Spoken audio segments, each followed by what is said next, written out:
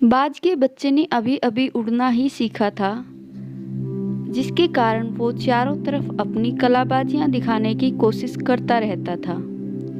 एक दिन जब वो अपनी माँ के साथ एक पेड़ पर बैठा हुआ था, तभी अचानक से उसने देखा कि एक सूअर का बच्चा भाग रहा है।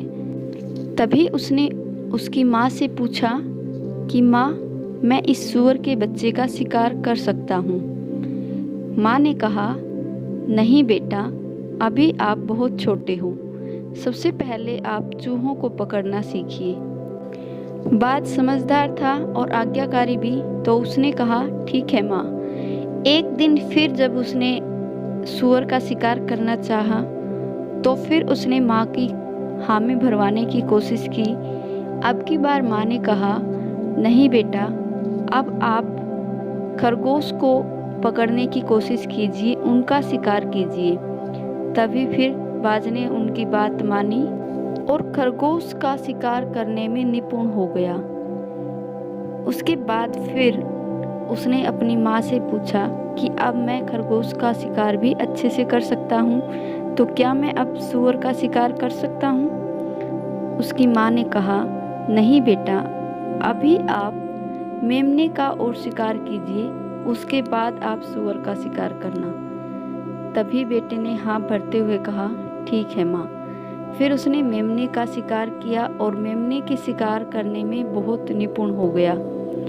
ऐसे करते करते एक दिन जब वो बैठा हुआ था, तभी सूअर का बच्चा वहाँ से भाग रहा था। तभी बाज ने माँ की आंखों में आंखें डाली और पूछने की कोशिश की। इससे पहले ही माँ ने उसकी तरफ हाँ का इशारा कर दिया था। तभी एक ही पल में बाज ने सूअर का शिकार किया, उस पर झपट्टा मारा और उसको मार दिया। दोस्तों, इस कहानी से हमें पता चलता है कि किस प्रकार से छोटे छोटे लक्ष्य निर्धारित करके बड़े लक्ष्य को प्राप्त किया जा सकता है। इसके साथ साथ गुरुओं का और अपने से बड़ों के मार्गदर्शन में छोटे लक्ष्यों को बड़ा रूप दिया जा सकता है।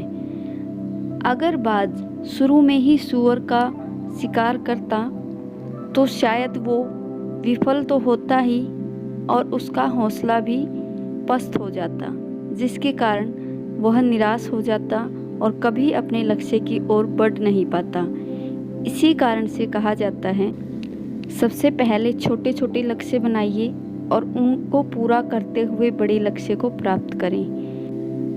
फिर धीरे धीरे आपका आत्मविश्वास बढ़ता जाएगा और आप उस काम में निपुण होते जाएंगे और फिर आप बड़े से बड़े लक्ष्य को आसानी से प्राप्त कर सकते हैं।